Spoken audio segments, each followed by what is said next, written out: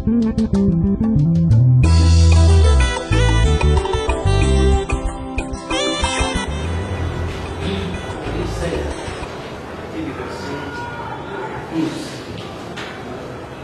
sixième verset s'appuie sur le grand fleuve Euphrate, son eau taillée, afin que le chemin des rois venant de l'Orient puisse préparer. Et je vis sortir de la bouche du dragon, et de la bouche de la bête, et de la bouche du faux prophète, trois esprits impies, semblables à des grenouilles. Car ce sont des esprits des démons qui font des prodiges, et qui vont vers le roi de toute la terre, afin de les rassembler pour le combat du grand jour du Dieu Tout-Puissant. Voici, je viens comme un voleur. Heureux celui qui veille, qui garde ses vêtements, afin qu'il ne marche pas nu et qu'on ne voie pas sa honte. Ils les rassemblèrent dans le lieu appelé en hébreu Armageddon. Apocalypse chapitre 12. Voilà. 12.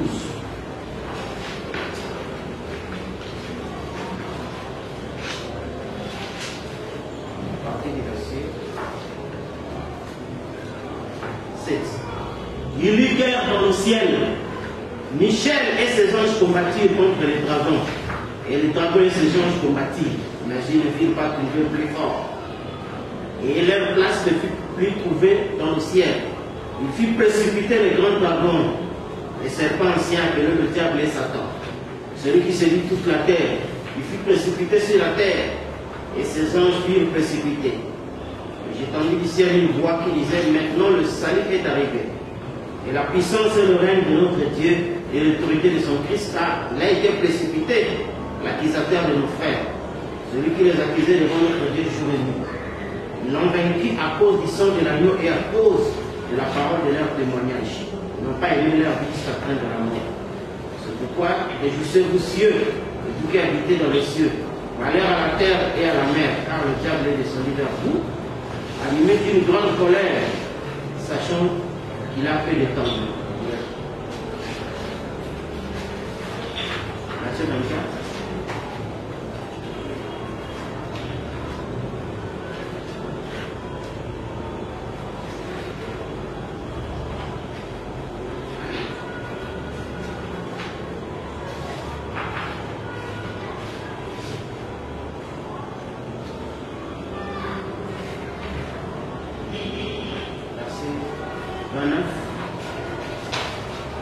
Aussitôt après ces jours de détresse, le soleil s'obscurcira, la lune ne donnera plus sa lumière, les étoiles tomberont du ciel et les puissances des cieux seront ébranlées. Alors le signe du Fils de l'homme paraîtra dans le ciel. Toutes les tribus de la terre se lamenteront et elles verront le Fils de l'homme venant sur les nuées du ciel avec puissance et une grande gloire. Il enverra ses anges avec la trompette retentissante. Et ils rassembleront les élus des quatre vents, depuis l'extrémité des cieux jusqu'à l'autre. Alors, toujours par rapport au plan de la rédemption, nous allons parler de l'Armageddon.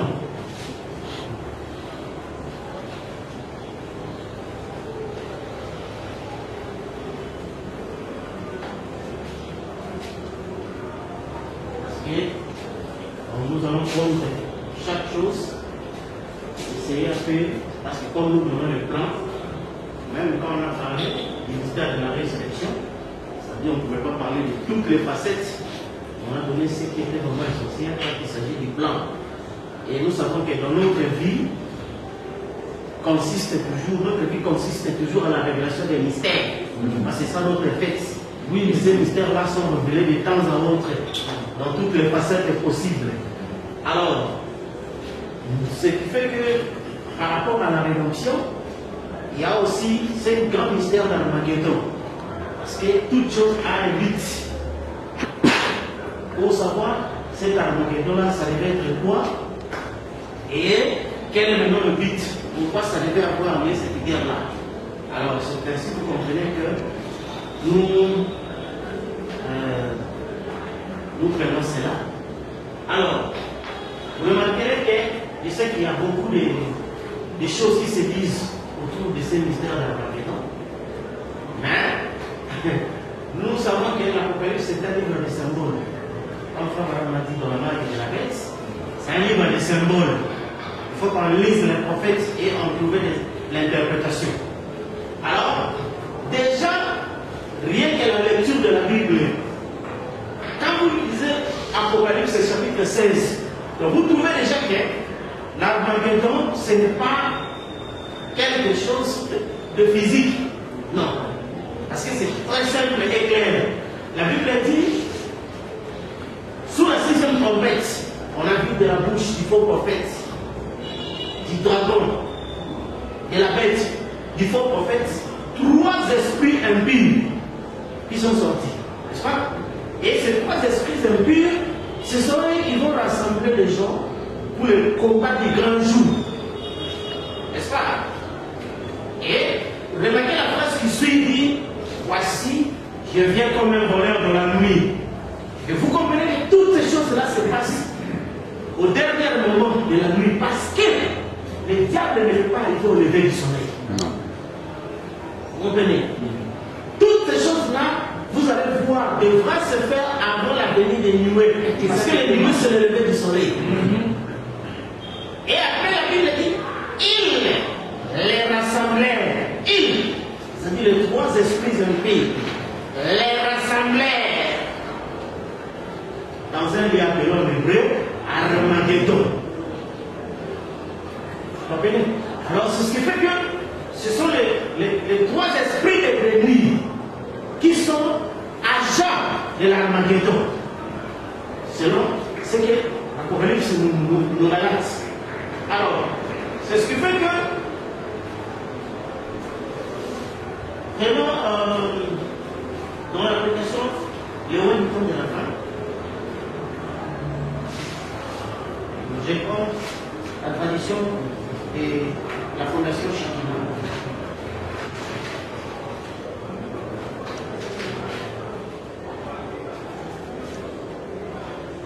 À partir du paragraphe 236, remarquez quelque chose très rapidement maintenant. Alors que nous arrivons à la fin de notre exposé, Apocalypse 16, versets 13 à 14. Vous voulez le noter? Je n'aurai peut-être pas le temps de le prendre. Je veux que vous soyez sûrs d'avoir bien compris ça. Maintenant, remarquez, c'est ce qui est entre le 6e et la 7e coupe. Nous allons terminer un petit instant. Si vous pouvez encore patienter seulement quelques minutes, nous terminons maintenant. Apocalypse 16, versets 13 à 14. Entre la 6e et la 7e coupe, 3 esprits impies, semblables à des grenouilles, avez-vous remarqué, sont sortis de la bouche de quelqu'un. Maintenant, remarquez rapidement. Êtes-vous prêts? Dites Amen. Une trinité d'esprit. Maintenant, frères dénominationnels, restez tranquilles un instant. Ne vous levez pas pour sortir de la salle. Vous qui êtes reliés à nous par radio, par téléphone là-bas, n'arrêtez pas vos magnétophones. Restez tranquille un instant et écoutez. Si vous êtes né de Dieu, vous le verrez. Une trinité de grenouilles. Une grenouille est un animal qui regarde toujours en arrière. Il ne regarde jamais où elle va, elle regarde là d'où elle vient. Voyez? Voyez, n'est-ce pas? Oh, la doctrine trinitaire a-t-elle plus de sens? Ou la doctrine trinitaire a-t-elle plus de sens? Souvenez-vous, 3 esprits impies, esprits distincts. Est-ce que vous saisissez? Remarquez qu'ils regardaient en arrière, au concile de Nicée, là où la doctrine de la Trinité a pris naissance. Pas dans la Bible. Cette chose-là n'existait pas. Ils regardent en arrière au concile de Nicée, à Rome, là où la Trinité a pris naissance. N'est-ce pas? Alors, vous remarquez que ce qui cause l'Armageddon, c'est déjà la Trinité. N'est-ce pas? Ok. Esprit de grenouille.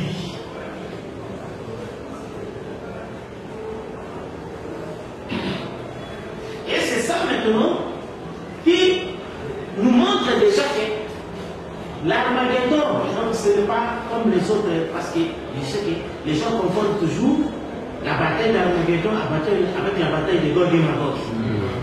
Mais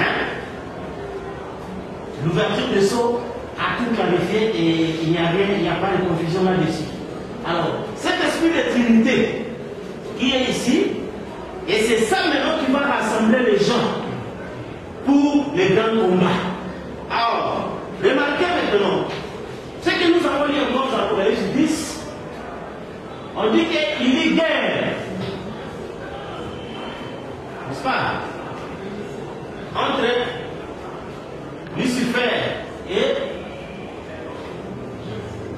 et Michel, Michael, n'est-ce pas? Or, déjà, nous savons que cette bataille ici, il devait avoir lieu, on dit, il fut précipité et sa place ne fut pas trouvée au ciel. Il fut précipité. Qui? Lucifer et ses anges, n'est-ce pas? Or, nous savons que, on dit, il a entraîné par sa tête des tiers des étoiles, n'est-ce pas? Des étoiles, parce que nous sommes en train de réveiller cela. Vous prenez Matthieu 24, Matthieu 24 dit, aussitôt après ces choses, n'est-ce pas? Le soleil devient obscur, la lune rouge sort, et puis les étoiles tombent, n'est-ce pas? Alors, vous trouvez ici, dans Apocalypse 12, comment Lucifer et ses anges sont précipités dans la terre des étoiles. Dans Matthieu 24, on dit après ces choses, le soleil saute ici, la lune ne donne plus la lumière, les étoiles tombent du ciel, n'est-ce pas? Alors, nous devrions chercher maintenant la précision de ces moments-là pour essayer un peu, pour essayer d'avancer. Et pour faire voir aux gens l'emplacement exact du mystère de l'Armageddon. Nous prenons notre écriture que nous lisons la petite, qui a vraiment sa place aujourd'hui, 7e son, paragraphe 62-64.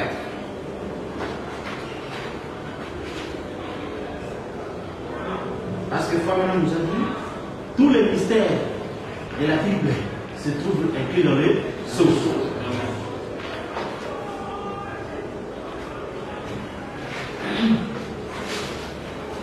Septième saut, paragraphe 63. Maintenant, souvenez-vous, après le chapitre 4 de l'Apocalypse, l'Église est partie. Après que les 4 cavaliers sont sortis, l'Église est partie. Tout ce qui est arrivé à l'Église est arrivé jusqu'au chapitre 4 du livre de l'Apocalypse. Tous les événements qui ont trait à l'agissement de l'Antichrist ont eu lieu jusqu'au chapitre 4. C'est avec le 4e saut de l'Apocalypse que les deux, l'Antichrist et Christ, ont été menés à terme. L'Antichrist arrive pour suivre son destin funeste et avec son armée, et Christ arrive avec son armée. C'est un vieux combat qui a commencé il y a très longtemps de l'autre côté du temps. Ensuite, Satan et ses anges ont été chassés, ensuite ils sont venus sur terre. Et le combat a repris parce qu'Ève a démoli la barrière derrière laquelle elle était scellée. Et la parole de Dieu, et à l'heure même, Satan a gagné le combat contre la parole de Dieu. Parce qu'un de ces sujets, celui qui était le plus faible a laissé tomber les fortifications. Et c'est exactement ça qu'il a gagné le combat chaque fois. C'est parce qu'un des sujets laisse tomber la fortification de la parole. N'est-ce pas? Alors, nous voyons maintenant que c'est dans le 4e saut, n'est-ce pas, que cette dernière bataille se termine entre Christ et l'Antichrist. Alors, nous voyons déjà que comment ces choses-là, ici dans l'Apocalypse 10, on dit, il y eut guerre, Lucifer et ses anges combattirent, mais il ne fut pas trouvé le plus fort, il fut précipité, n'est-ce pas? Quand il est précipité, il a entraîné avec lui les tiers des étoiles.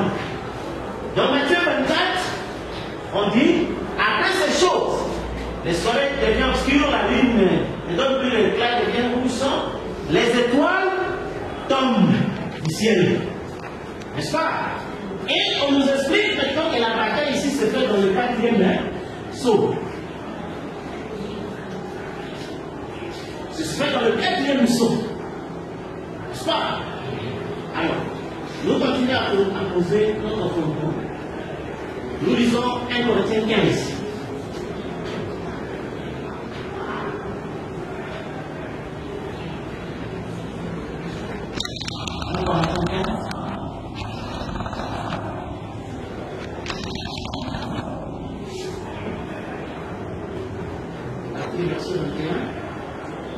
Car, puisque la mort est venue par un homme, c'est ainsi que par un homme qu'est venue la résurrection des morts. Et comme tous meurent en Adam, de même aussi tous vivons en Christ, mais chacun en son rang. Christ comme prémisse, qui appartient à Christ lors de son avènement.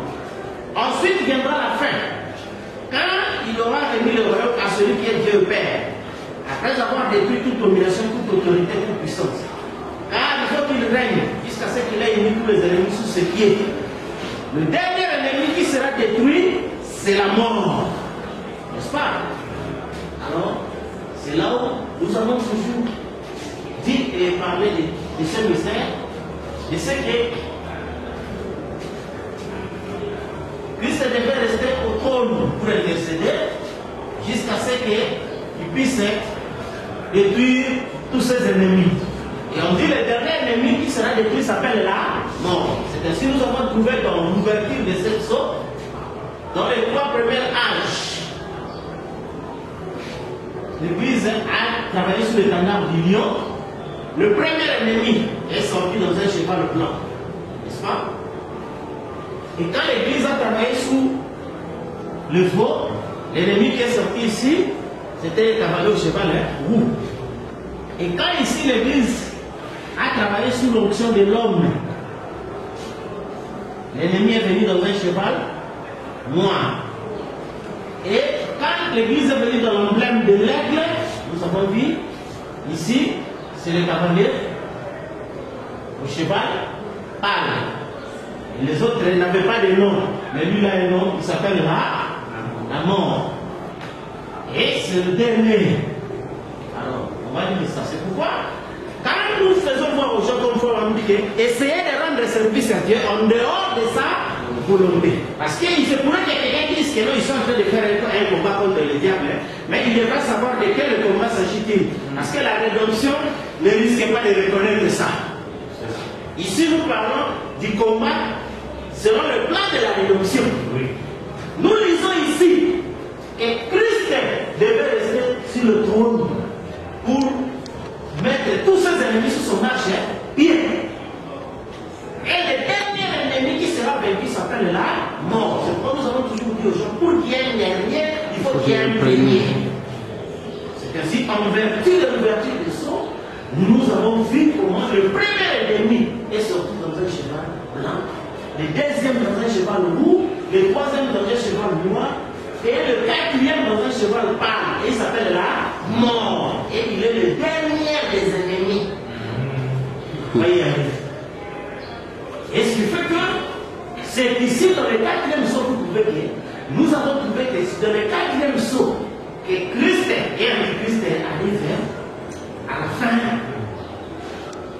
Et que la même bataille qui a commencé s'est terminée ici. N'est-ce pas? Alors, cette bataille, déjà dans la Bible, ce n'est pas une bataille physique. Parce que les 3 esprits qui rassemblent les gens pour cette bataille, c'est la Trinité. N'est-ce pas? C'est cet esprit de Trinité qui rassemble les gens ici pour cette bataille-là.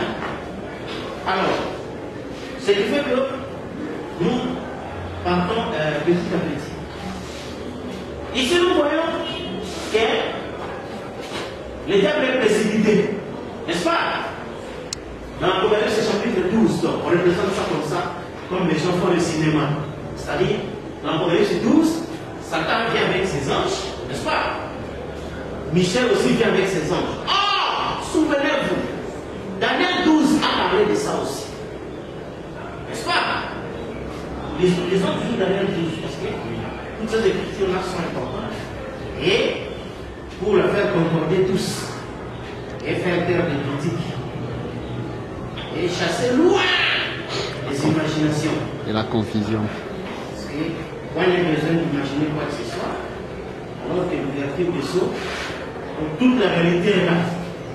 Daniel chapitre 12. En ce temps-là se révéla Michel, les grands chefs, les défenseurs des enfants de ton peuple. Et ce sera une époque de détresse telle qu'il n'y en a point de semblable depuis que les nations existent jusqu'à cette époque. En ce temps-là, c'est les ton peuple qui seront trouvés inscrits dans les livres seront sauvés. Plusieurs, ceux qui dorment dans la poussière de la terre se réveilleront. Les uns pour la vie éternelle, les autres pour l'opprobre, pour la honte éternelle. Alors, remarquez, en ce temps-là, c'est le grand Michael, le défenseur de l'armée de ton peuple. Et ça sera une époque de détresse telle qu'il n'y en a jamais depuis que les nations existent. Et on va parler de ça. Et ici, dans Matthieu 24, remarquez, Daniel a parlé d'une détresse telle qu'il n'y en a jamais depuis que les nations existent. Et dans Matthieu 24, on va parler de aussitôt après ces temps de détresse. N'est-ce pas? Or, Madame nous a défini qu'est-ce que c'est aussitôt après ces temps de détresse. Sixième saut. Regarde ça,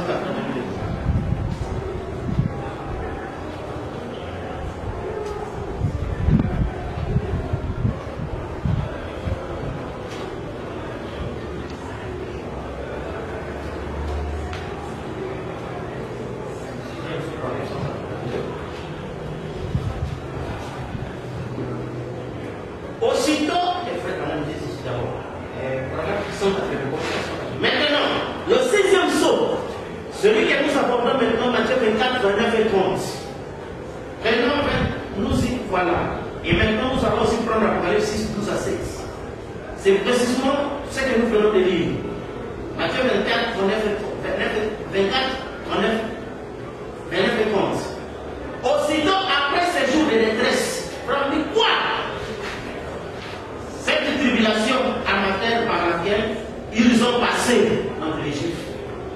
Les soleils s'obscurcira, la lune ne donnera plus son éclat, les étoiles tomberont du ciel et les puissances des cieux seront ébranlées. Alors, le signe du Fils de l'homme paraîtra dans le ciel, la pluie de la terre se lamenteront. Vous voyez le Fils de l'homme venant sur les nuées du ciel avec une puissance et une grande gloire. Alors, remarquez.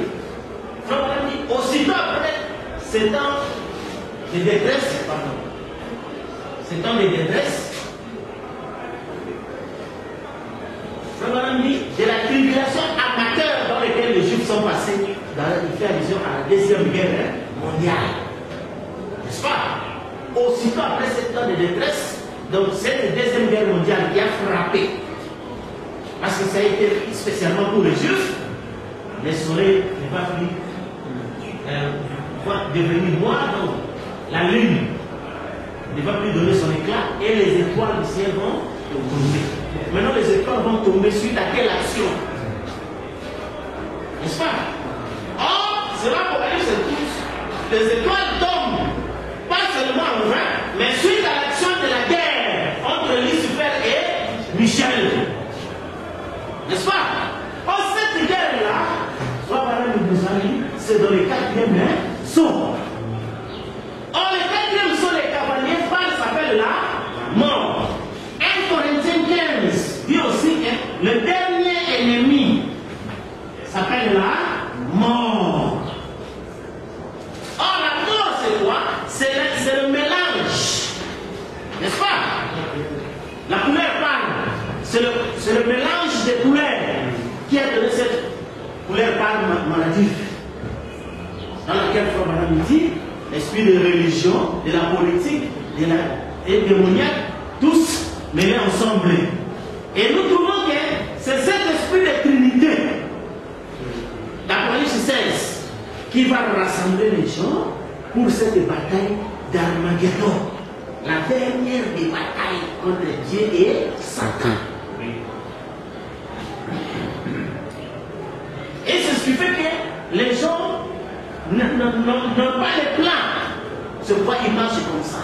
Jusqu'aujourd'hui, vous trouvez là combat entre les diables, quand elle est les ceci. Mais vous faites cette combat sous le 40e sceau. Sous quel être vivant, sous quel étendard? Parce que l'Écriture dit que quand le diable vient comme un fleuve, Dieu met son esprit comme un étendard. L'esprit de Dieu, c'est l'étendard, n'est-ce pas? Et nous avons vu que les 3 premiers âges, l'ennemi a lancé de l'eau sous forme de cheval blanc. Et c'est l'étendard du lion qui a combattu cela. Et ici, quand le diable s'est levé en cheval roux, l'étendard du vol a combattu. Quand le diable s'est levé en cheval noir, l'étendard de l'homme l'a combattu. Et ici, il se lève à l'étendard de la couleur pâle, la couleur mélangée. Directement là-bas, c'est l'aigle. N'est-ce pas? Qui se lève pour combattre contre lui. Et cette chose-là, c'est ça maintenant, cet alignement que nous voulons réellement voir. Nous trouvons dans l'Apocalypse 12, combat au ciel, mais Lucifer ne fut pas trouvé le plus fort, il fut précipité. Nous trouvons qu'après la 2e guerre mondiale, le soleil ne donne plus l'éclat, la lune devient obscure, la lune ne donne plus l'éclat, les étoiles tombent et la puissance des cieux est ébranlée. N'est-ce pas? Et c'est ce qui fait que nous trouvons ici, sous le 4e sceau, c'est l'aigle qui apparaît pour combattre la mort. Et Paul dit que la mort, c'est le dernier ennemi. C'est ce que j'avais posé la question aux gens qui disent: ah, Jésus est mort pour nous, tout est accompli. Mais de quelle mort Paul a parlé ici? Parce que Jésus est déjà mort à la croix. Paul est venu après. Et il dit au futur que le dernier ennemi qui sera détruit s'appellera la mort. Vous comprenez? Et c'est ce qui fait que cet ennemi, nous la trouvons ici dans le 4e sceau, comme le dernier ennemi. Vous comprenez? Comme la dernière bataille, comme nous venons de dire, c'est dans le 4e sceau que Christ et l'Antichrist arrivent tous à terme. Et la bataille sera terrible. Et c'est ce qui s'est passé dans le 4e sceau. Or, Madame dit ceci dans la question du 4e sceau.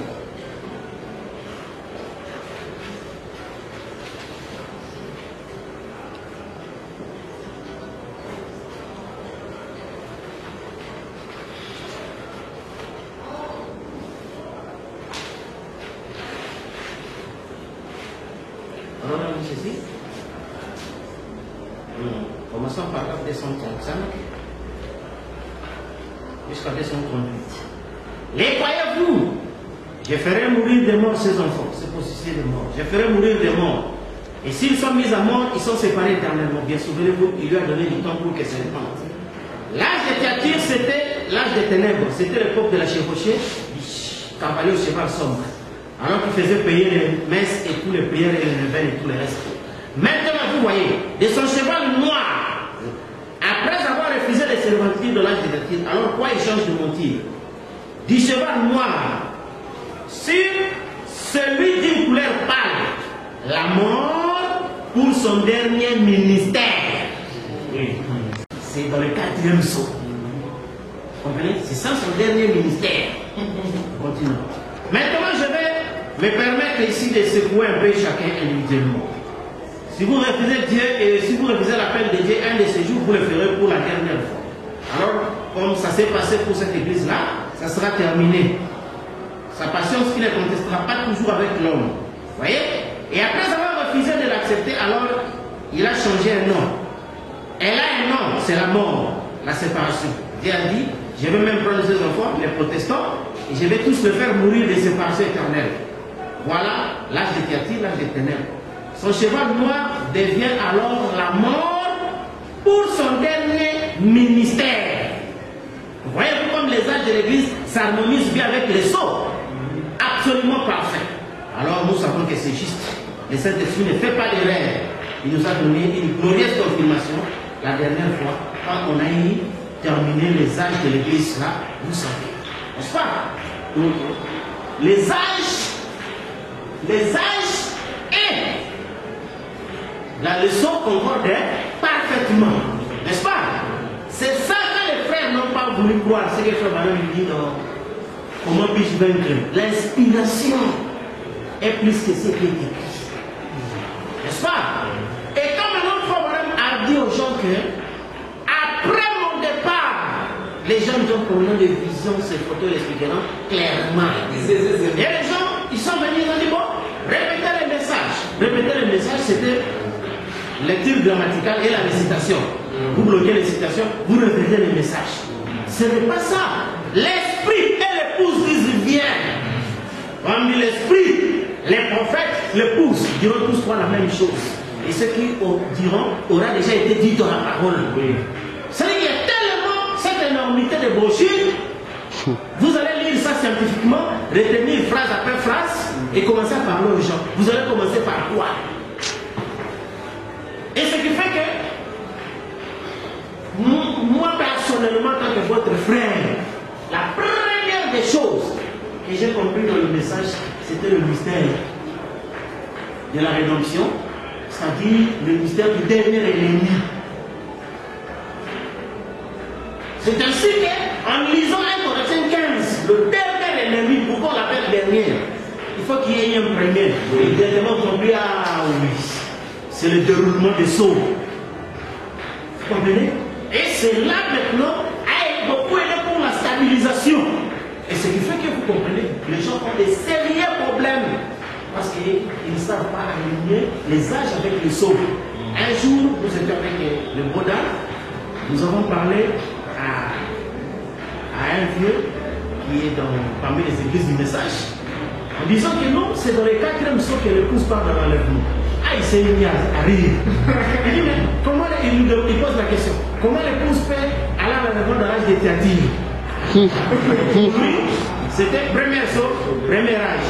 Deuxième saut, deuxième âge. Troisième saut, troisième âge. Quatrième saut, quatrième âge. C'est-à-dire que c'est ça ton problème.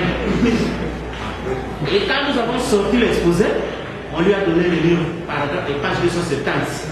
Il a lu, c'est dans les 4e saut que le pose pardon. Il a relu. Nous, on a passé des moyens pour imprimer toutes ces brochures. Et c'est là que c'est ça la chose qui nous a manqué. Et ce qui fait que vous ne pouvez pas comprendre le reste des choses. Vous ne le pouvez pas. À moins de vous humilier, de comprendre rien. Okay? Les 4 premiers sauts, c'est ça qui prend le 7 âges de l'église. Parce que le 5e saut n'a rien à voir avec les âges de l'église.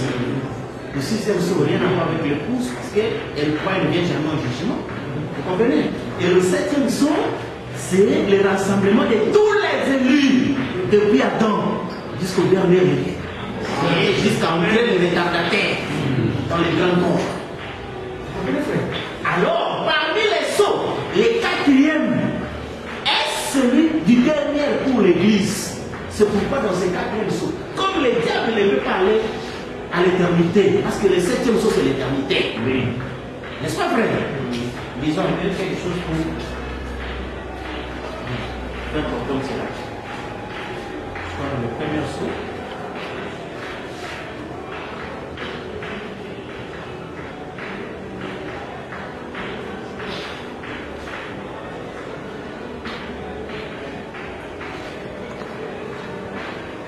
Vous voyez, une fois quand le saut était ouvert et Frère Branham parlait, il y a un frère qui est venu avec tout l'enthousiasme. Il dit, ah, Frère Branham, maintenant que le saut est ouvert, vous pouvez prier pour nous. Nous faisons des ministères pour parler. Vous ne savez pas de quoi vous parlez, frère. Quand les gens doivent s'attacher à ce que vous dites, n'est-ce pas? Et c'est ce qui fait que les gens n'ont pas compris, ils ont pris des choses à la légère.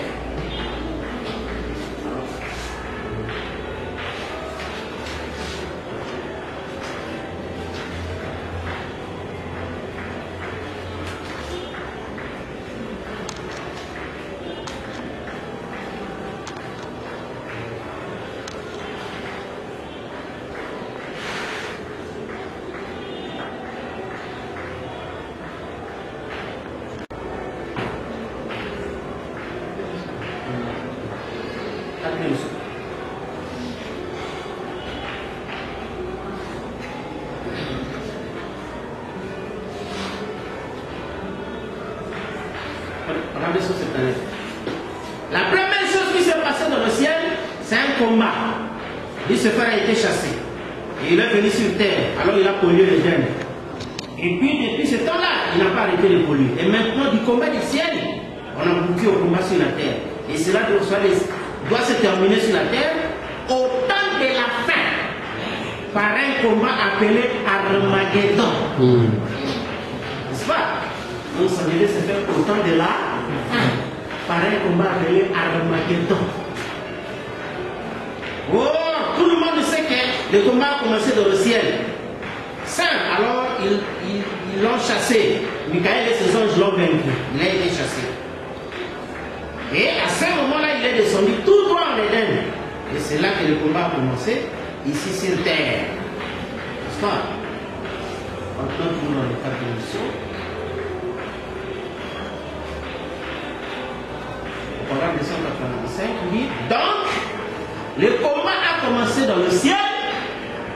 Il se terminera sur la terre, sous la forme d'Armageddon. N'est-ce pas? Donc, le combat ici, on ne va pas dire, oh, c'est un combat invisible. Non, ça va se terminer sur la terre. Et ça va dit au temps de la fin. Et Paul dit que le dernier ennemi qui sera vaincu s'appelle la mort. Et nous trouvons la mort dans le quatrième son. Nous sommes mis sur le dernier ministère de Satan. N'est-ce pas? Continuons toujours dans le quatrième son.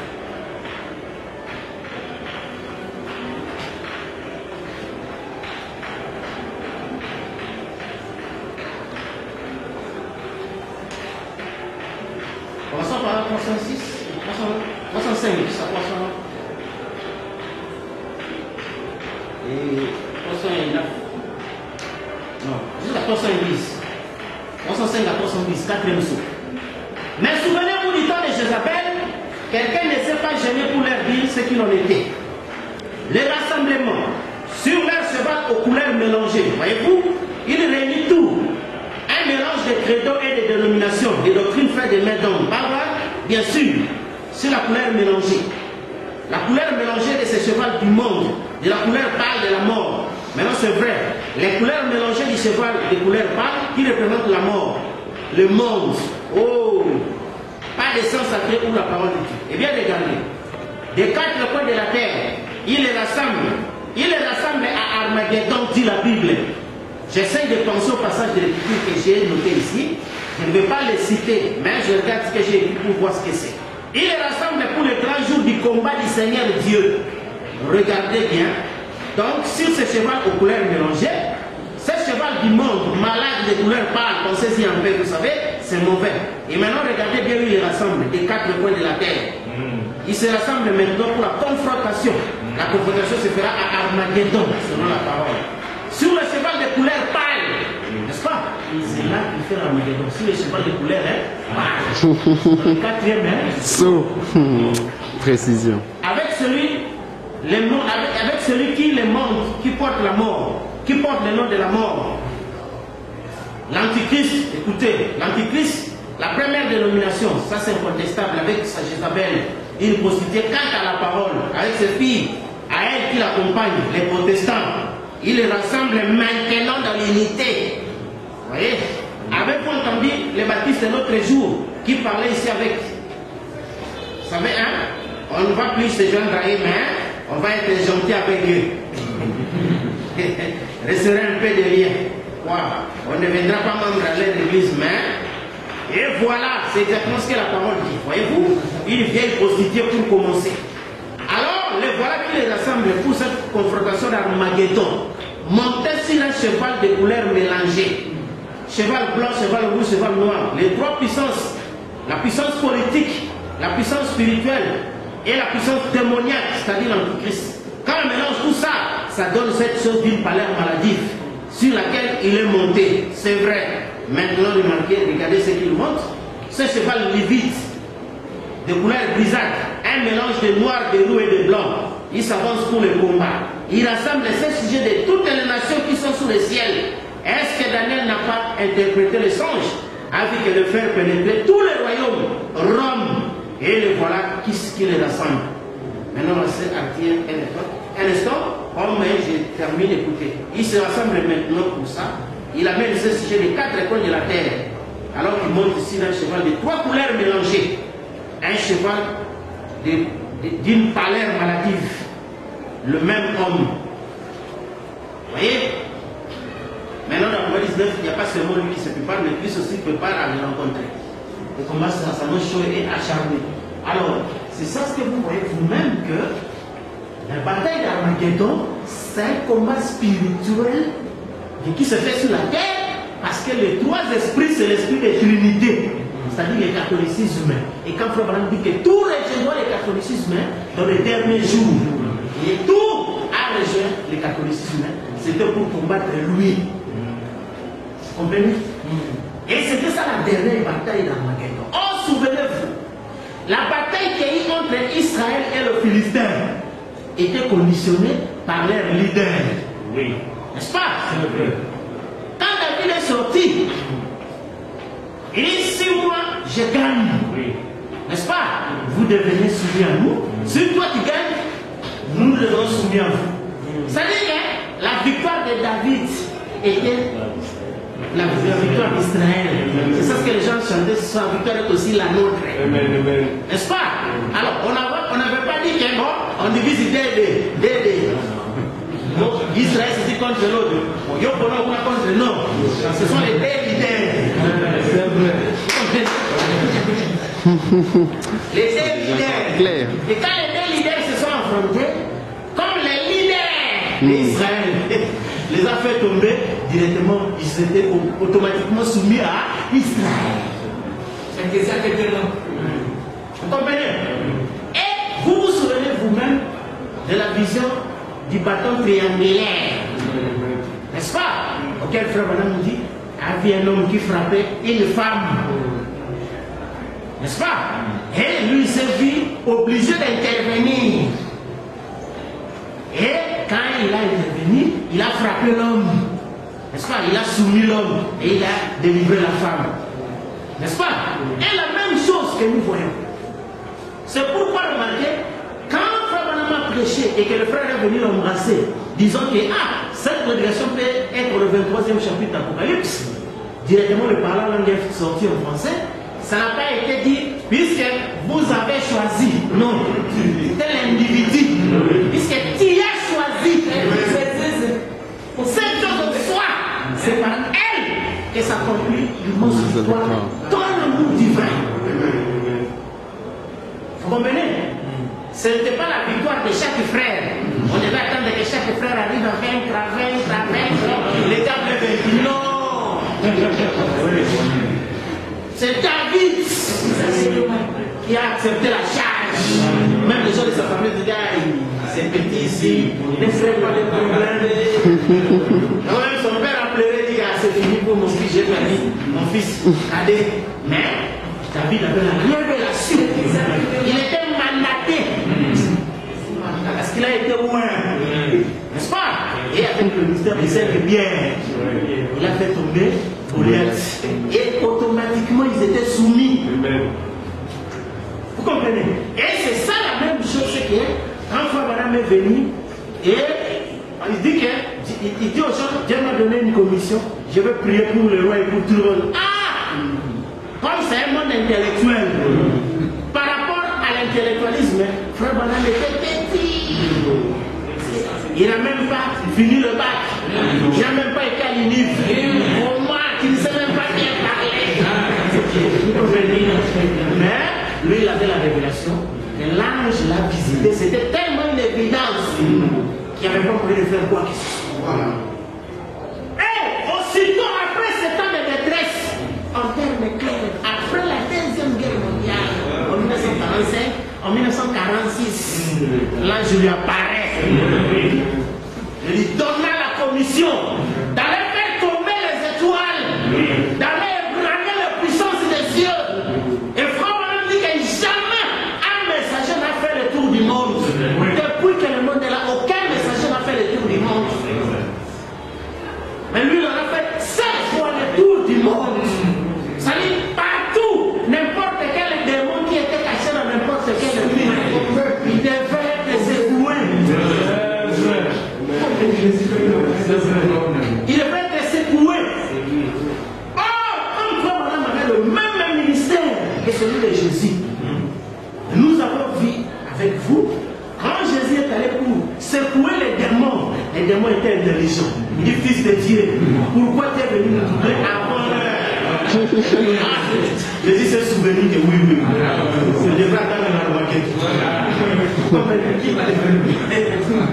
Et cet Armageddon, c'est autant de la fin. C'est pourquoi Frère Branham a rencontré toute espèce de gens. En Inde, en Afrique, partout, et tout ça, c'était pour aller ébranler. Faire tomber les étoiles. Vous comprenez? Et c'est là, à ce moment-là, vous avez vu que les soleils s'est obscurci. Si le soleil s'obscurcit, conséquence, la lune devient noire. Parce que la lune reçoit sa lumière à partir du soleil. Comme conséquence aussi, les eaux débordent. N'est-ce pas? Et dans l'exposé, nous savons ce qui est eu. Matthieu parle des signes. Nous avons eu un autre grand signe. Le jour où le pape alla pour la première fois en Israël, la lune est devenue tout noire. Frère Branham dit qu'il n'y a plus de lune dans la robe ici. C'est-à-dire la lune qui reflète le soleil dans la nuit. Quand on voit la lune, ça explique la présence du soleil caché. N'est-ce pas? Parce que la lune, c'est le soleil caché. Et quand le messager est là, c'est Christ caché. Parce que Frère dit, pourquoi Jean n'a pas vu les lions? Il a vu seulement les gardes. Il dit la nuit était cachée derrière les gardes. Vous voyez? Et ils étaient l'église la lune. Et lui, le soleil était caché. Mais quand l'esprit a quitté la terre, n'est-ce pas? Donc le messager fut rejeté. N'est-ce pas? Et à ce moment, il y a eu le noir sur la terre. Et lisons cette chose-là, lisons ça. Parce que Frère nous a fait voir que c'était plus qu'une simple coïncidence, n'est-ce pas? Mais tous ces signes-là, les gens n'ont pas fait cas. Et les gens en parlent peu. Là, les gens aiment imaginer les choses. Alors que quand on leur donne l'évidence, ils n'aiment pas. L'évidence, pour nous, c'est la parole. L'évidence, ce n'est pas le rêve d'une personne. Mon frère, j'étais assis, j'ai vu une lumière. L'évidence, c'est la parole.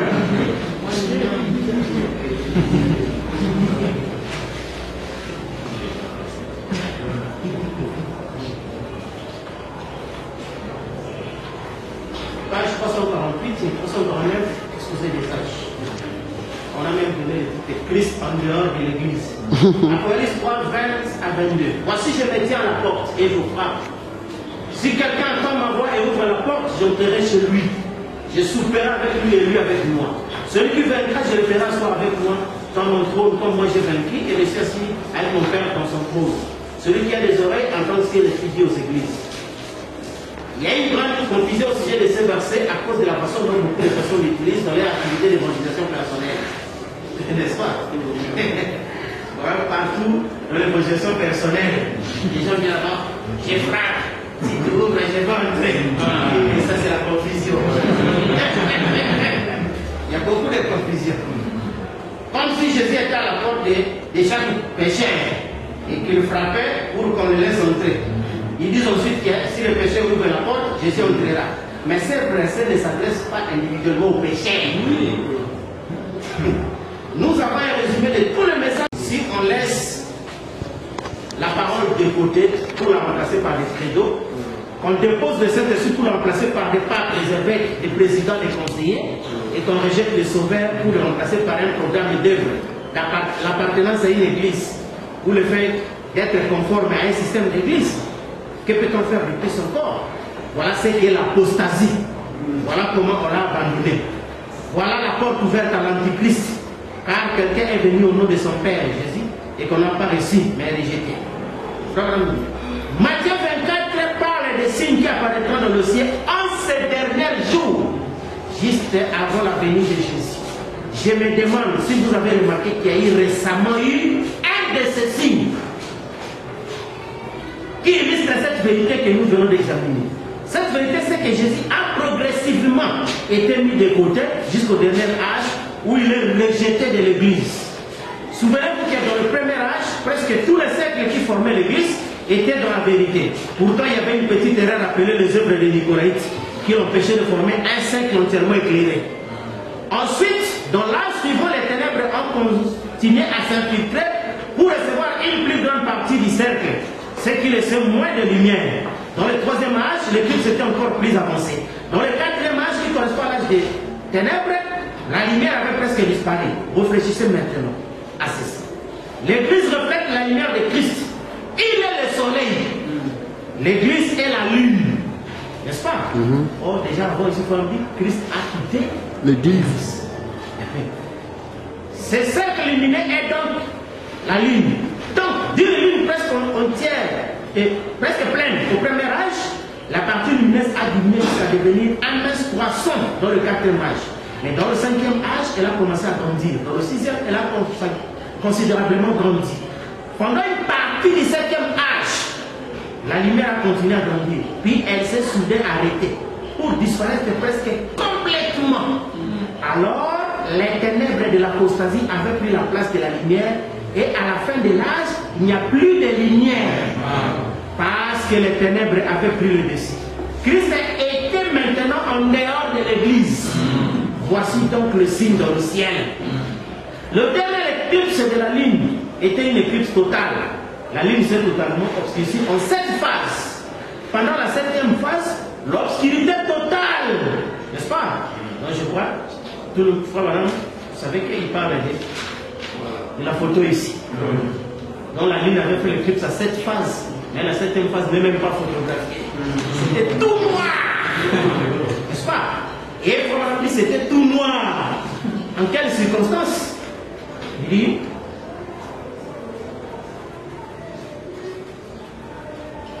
pendant la 7e phase, l'obscurité totale s'est produite quand le pape de Rome, Paul VI, est allé en Palestine faire un pèlerinage à Jérusalem. Il était le premier de tous les papes à se rendre à Jérusalem. Ce pape s'appelle Paul VI. Paul était le premier messager. Et cet homme a pris le même nom. Remarquez qu'il est le 6e. 6 est le nombre de l'homme. C'est plus qu'une simple coïncidence. Et quand il est allé à Jérusalem, la ligne, c'est-à-dire l'église, s'est enfoncée dans l'obscurité totale. C'est bien cela, c'est la fin.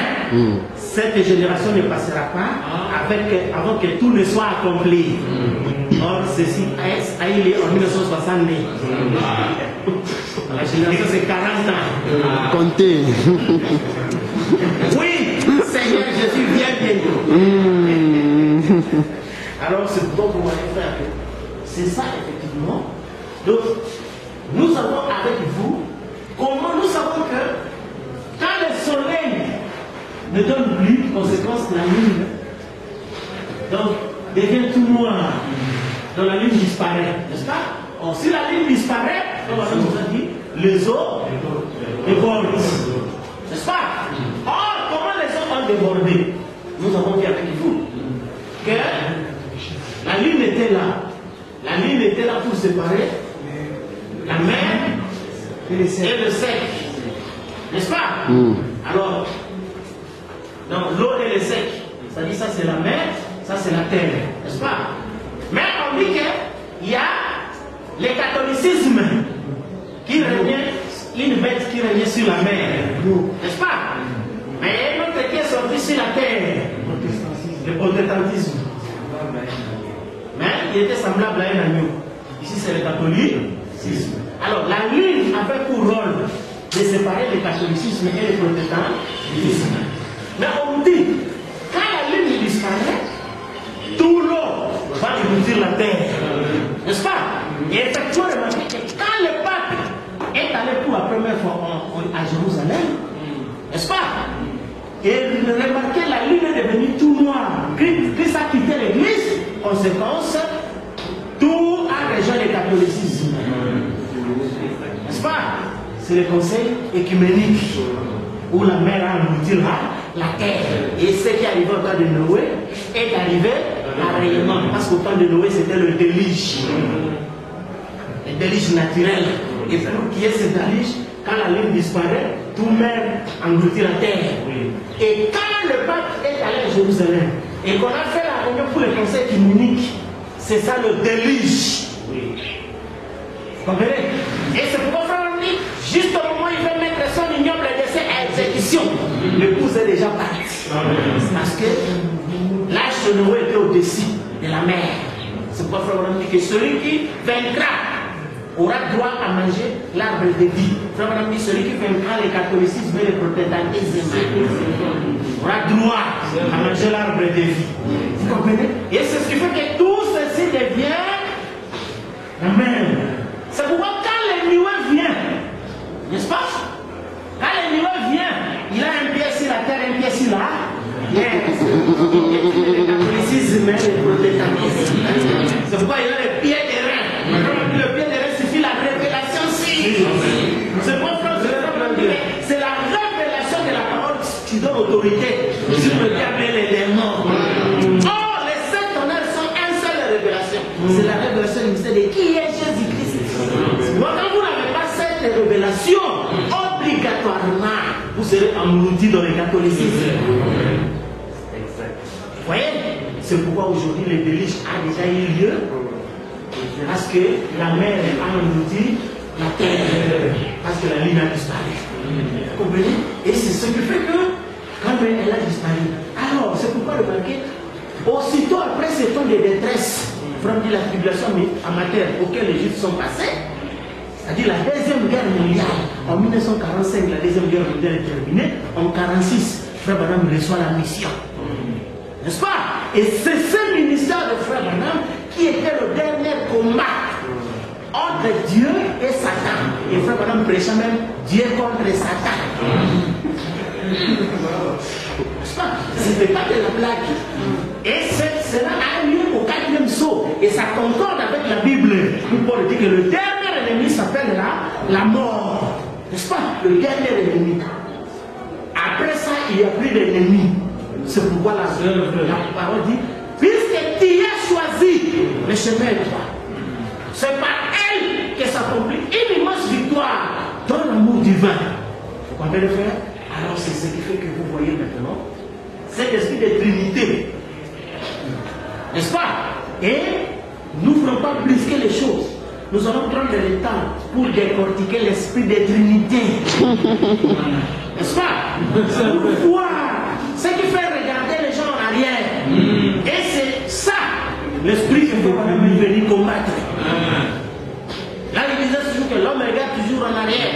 L'homme regarde toujours en arrière. Ou soit à un futur, mais ne voit pas ce qui est présent. C'est ça l'esprit catholique. L'esprit d'imagination. N'est-ce pas? Comme au temps de Jésus. Abraham, notre père, a dit ceci. N'est-ce pas?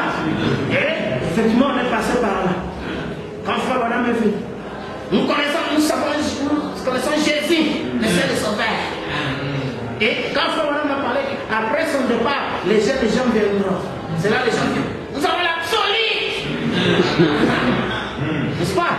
Or, il montre que quand il fait croire ce qui est présent, cela montre qu'il n'allait pas aussi croire ce qui était passé. S'ils étaient là, ils n'allaient pas croire. Comprenez? Et c'est ce qui fait que, frère, cette bataille d'Armageddon, vous avez vu, Frère Branham a fait 7 fois le tour du monde. Et c'était la confrontation directe. N'est-ce pas? Et vous avez les témoignages quand vous lisez la biographie de Frère Branham et toutes ces choses-là. Mais la plus grande des choses, c'était que quand Frère Branham parlait des mystères de faux oins, n'est-ce pas? Dans lequel Jésus a dit qu'il y aura des faux Christ. Ça dit les gens ouins, mais avec la fausseté. C'était ça la plus grande des révélations. Parce que le grand ennemi ici, dans le 4e saut, c'était la sélection. Frère Branham dit dans Dieu et cet âge mauvais. Le paragraphe 34.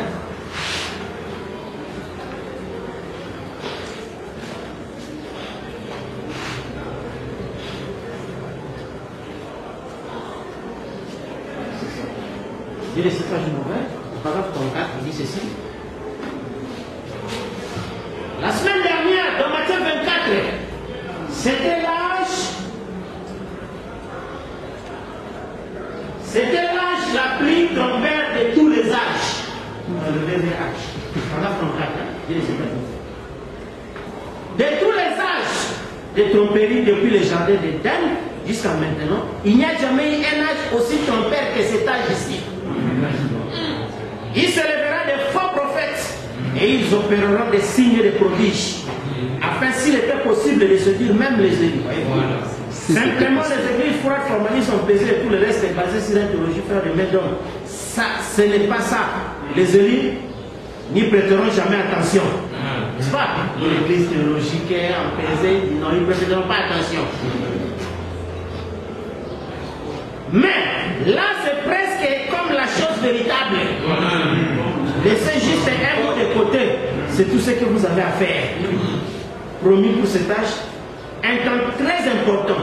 Chrétiens partout, prenez garde à l'ère où nous vivons. Notez, lisez et écoutez attentivement. Vous voyez? Pourquoi est-ce qu'il y a de cet âge mauvais que Dieu appellerait un peuple à sortir pour qu'il porte son nom? La raison pour éprouver son épouse quand il sera manifesté après avoir été éprouvé. Et pour prouver à Satan ce qui est arrivé au commencement, arrivera de même à la fin. C'est ça ce qui fait que même Daniel avait dit que c'est une détresse telle qu'il n'y aura jamais eu. Or, la tribulation que les Juifs ont passée, Frère Branham appelle ça tribulation amateur. Parce que dans la fête des tempêtes, Frère Branham dit, la tribulation ne frappera les Juifs sur le plan physique. Mais la tribulation viendra, frappera l'église sur le plan ecclésiastique. N'est-ce pas? Sur le plan spirituel. Or, le tourment spirituel est grave. Même le tourment physique. Même quand vous continuez à lire les choses, Frère Branham dit, autant les apôtres c'était bien engloutis. Vous êtes partis. Mais ici, c'est grave parce que c'est un esprit qui vous dit que vous êtes sauvés alors que vous ne l'êtes pas. Et c'était très dangereux. Remarquez même ce que nous vivons aujourd'hui. Dans les temps anciens, c'était facile d'établir que non. Ceux-ci, ce sont les gens qui s'adonnent aux fétiches. N'est-ce pas? Ah bon, ceux-ci quand même, hein, ils suivent la religion. Mais aujourd'hui, tout le monde, un politicien, on parle de la religion. Celui de la religion, il vient de la politique. Tout ça. Donc, tout le monde prie. Ah, c'est le sixième saut. Parce que le sixième saut, on a cité toutes les catégories. Petit, grand, riche, pauvre, homme, libre, esclave, tout. Tout le monde, il dit aux montagnes, chez nous. Frère Madame dit, il priait. Malheureusement, les prières sont venues. Et c'est ça ce qui fait que cette bataille d'Armageddon, c'était le 4e saut. Donc quand Frère Branham était en train de parler contre les protestants, contre toutes ces choses-là, contre la mondialité, contre tout ça, c'était ça, la bataille d'Armageddon. Et Frère Branham me dit, dans votre vie est digne d'évangile, il dit qu'un homme est venu, il a commencé à dire à Frère Branham, nous allons te sponsoriser, tu vas faire des voyages partout au monde, tout ça. Et ils lui ont promis de donner peut-être combien de dollars par prédication. Il dit, mais simplement, laissez un peu ces histoires-là des femmes aux cheveux coupés et de tout ça de côté. Et tout ça, Frère Branham dit, j'étais juste comme Jésus dans Matthieu 4. N'est-ce pas? En train d'écouter les diables. N'est-ce pas? Et c'est ce qui fait que, même quand il a vu comment Aurore Roberts était devenu riche, comment il avait construit de grands bâtiments et tout ça, humainement, il a voulu s'emporter. Il a dit, regarde au ciel. N'est-ce pas? Parce que même ils ont la promesse qu'une grande portion du ciel était réservée. Alors c'est ça la victoire. Parce que s'il était allé du côté des grandes églises et de toutes les dénominations, donc le son allait avoir un retard. N'est-ce pas? Mais comme il était mandaté, et il a vaincu parce que, Frère Branham dit, la pression de l'âge de l'Odyssée, c'était quoi? Souci de richesse, du confort, une intention nerveuse. N'est-ce pas? Mais vous avez vu comment il dit qu'il y a 3 choses qui les faisaient tomber et les prédicateurs. C'était la femme, la popularité, l'argent. Il dit, mais parmi les 3 choses, je craignais plus l'argent. Il dit, je craignais plus l'argent. Et c'est pourquoi vous avez vu, il a pris cette attitude-là par rapport à tous ses collègues et aux gens même qui ne le valaient même pas la grandeur de son ministère. N'est-ce pas? Et c'est pourquoi vous comprenez que la même chose ici, où vous trouvez aujourd'hui les gens, le matériel est devenu un signe de bénédiction. Mais nous savons qu'ils sont venus trop tard parce que l'exposé a déjà parlé de ça. N'est-ce pas? C'est la mondialité pure et simple. Alors ce qui fait que là maintenant, l'aigle, celui qui a vaincu. N'est-ce pas? Et la Armageddon, le diable a amené le 2 tiers. N'est-ce pas? Et le 2 tiers là, ce sont ce qu'on a appelé les anges déchus. Et les 1 tiers, ce sont les élus. Mais Bobalama a cité nommément les anges déchus. Et ils sont déchus par rapport à quoi? C'est par rapport au combat. C'est-à-dire qu'ils n'ont pas résisté au combat. C'est vrai.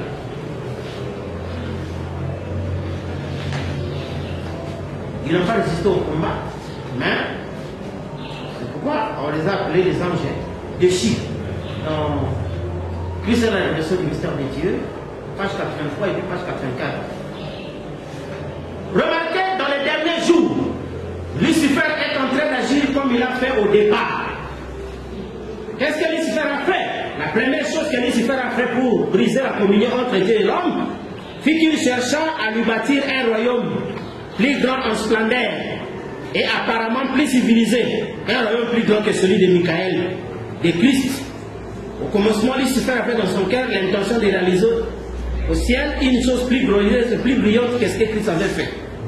Avoir un royaume apparemment plus cultivé, plus beau, plus excellent. Maintenant, les grands...